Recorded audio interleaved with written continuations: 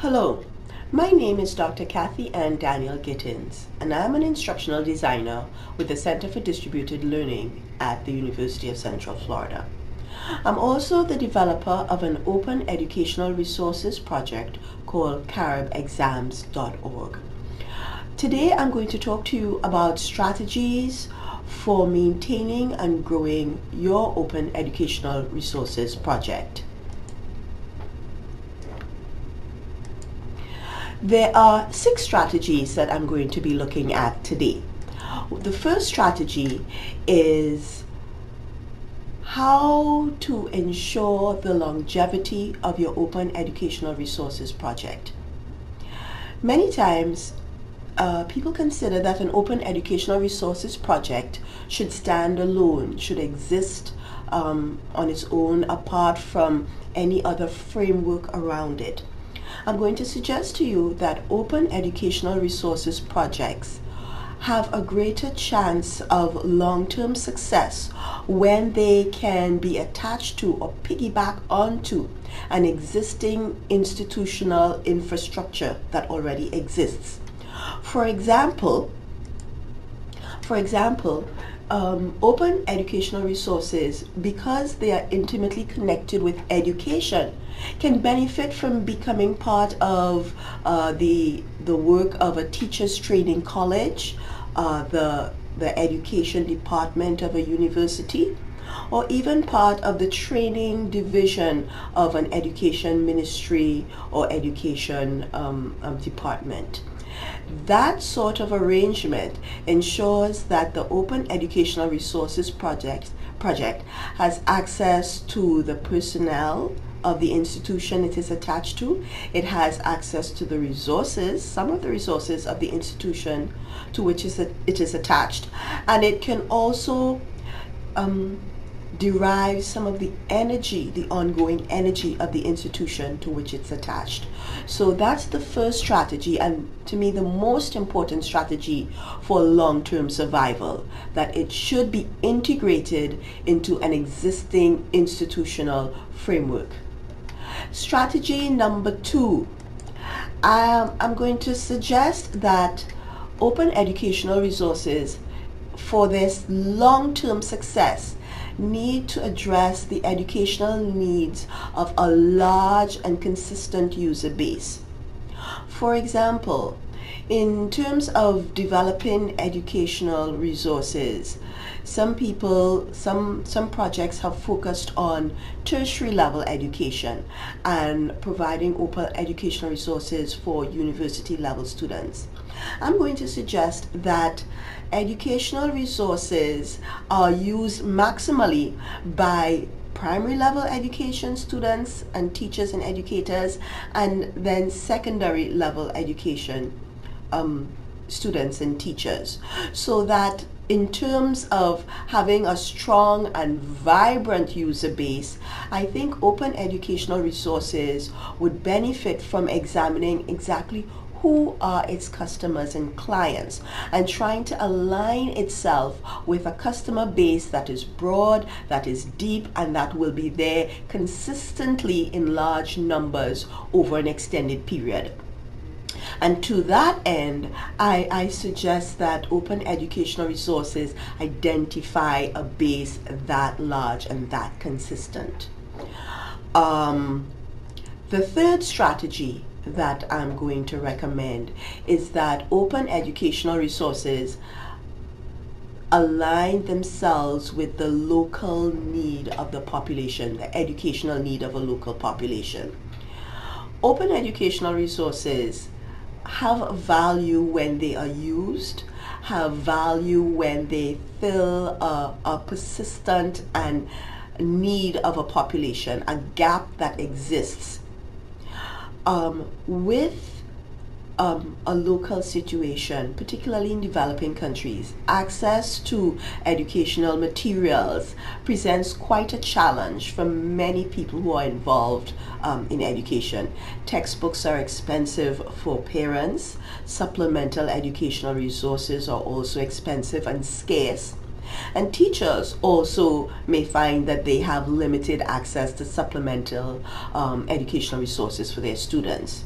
So in terms of an OER project, finding a niche in a local market and filling a need, it is a good idea for a project to identify a gap in the provision of educational materials and educational resources in a local context. Educational materials and resources that are both lacking and that which have a large constituent base which needs them. And in that context, you're going to find that there's already market for the resources that are available. Another factor that plays into open educational resources filling a local need is that when the idea comes to have an open educational resource project, students who are faced with an imperative to pass exams or to achieve certification at some level, they are usually passionate users of open educational resources, I have found personally, because they have this need to pass exams, to achieve certifications, to move on to another educational level. And they are stymied by, limited or scarce educational resources, scarce educational materials. And open educational resources that can fill that need, can fill that gap, and help students and their teachers who are working towards exams, students who are trying to achieve a particular level of certification. When educational resources, open educational resources, addresses these students, addresses the needs that they have and the needs that their teachers have, then you're going to find that those resources will be highly used and that there will be a consistent need and demand for them, and they can last over the long term. The fourth strategy that I'm going to suggest to ensure that open educational resource projects survive. I've looked at the consumer side of the equation, that is the people who are going to use open educational resources and ensuring that the resources meet the needs of a large and established consumer base.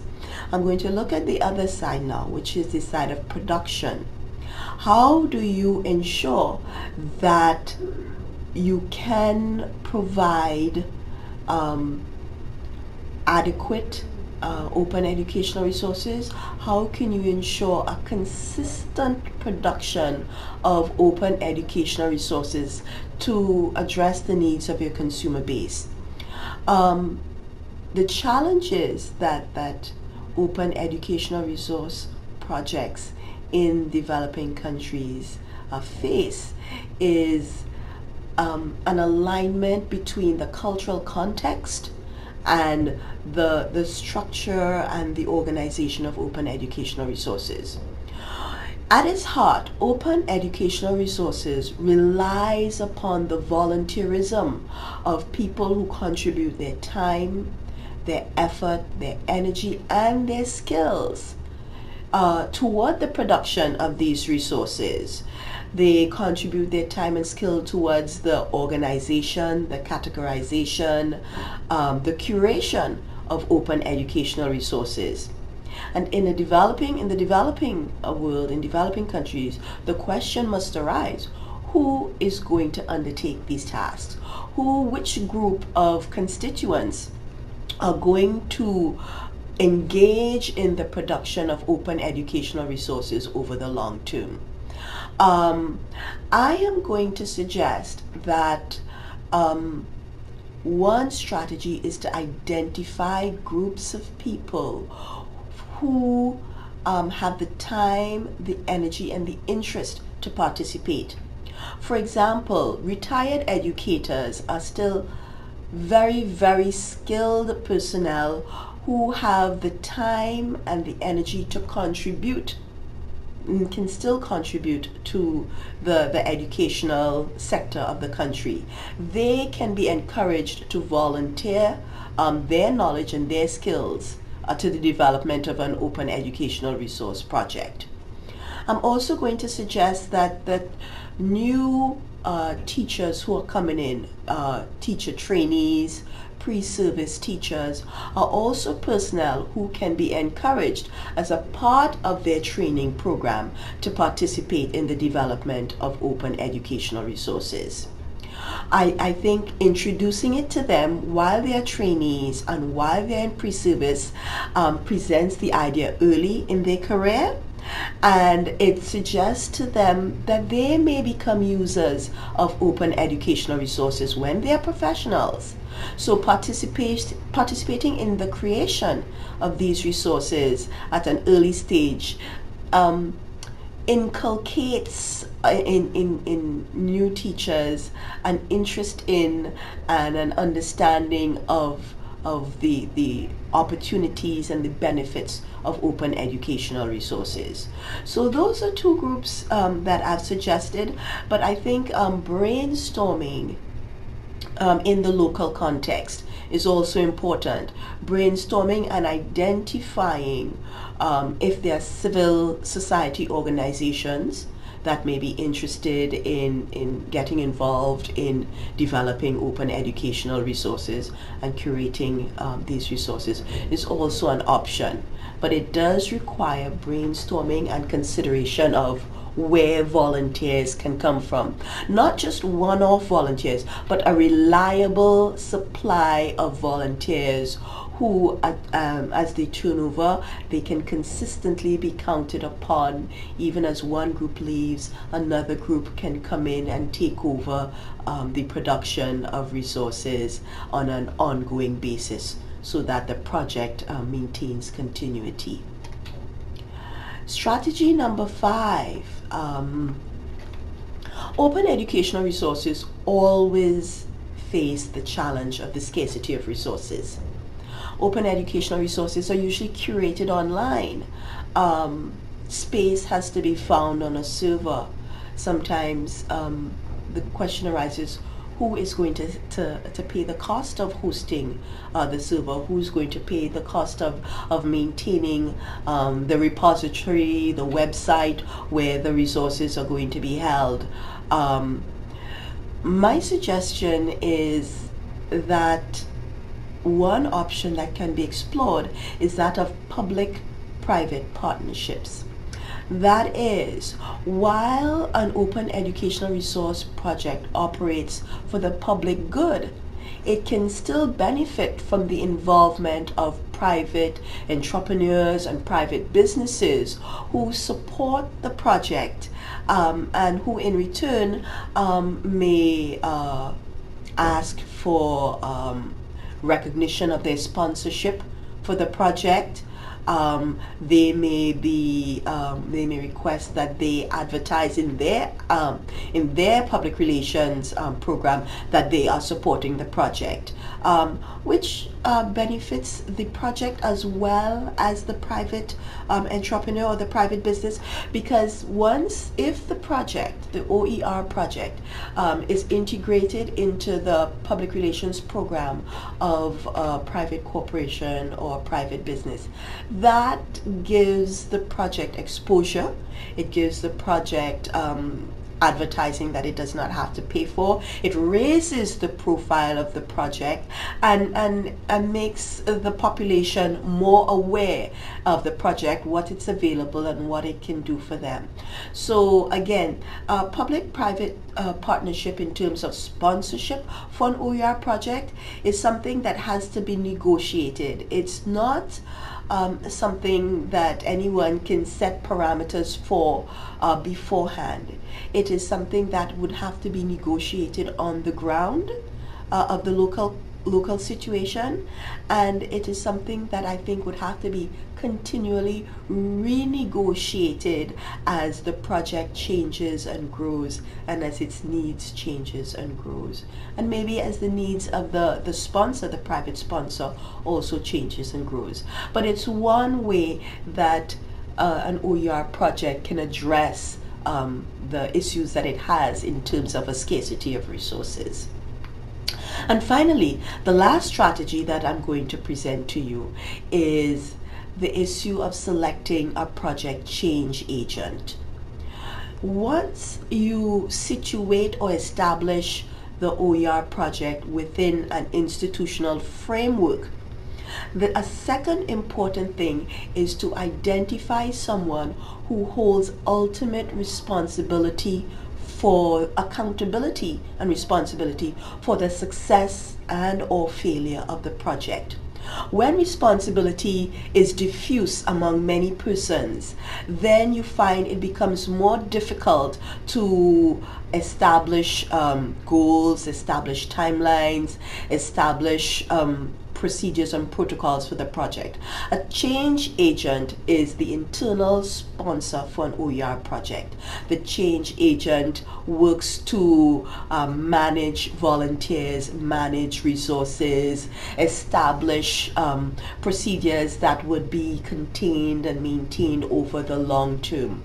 So I recommend that there is one person who is the responsible authority for the Open Educational Resource Project, and that they are the go-to person in terms of any of the project's needs, any change in direction, fundraising, sponsorship, affiliations with other agencies or departments within the institution. I think these are some basic strategies that can be used to ensure that an OER project maintains its viability over the long term, and that it gets the exposure that it needs, gets the resources and personnel that it needs to maintain itself over the long term. I hope these strategies have been helpful to you. I can be contacted at kdaniel.ucf.edu if you have any further questions, if you would like more clarification. I am more than willing to help, more than willing to assist, and I wish you the best of luck with your OER project. Good afternoon and thank you.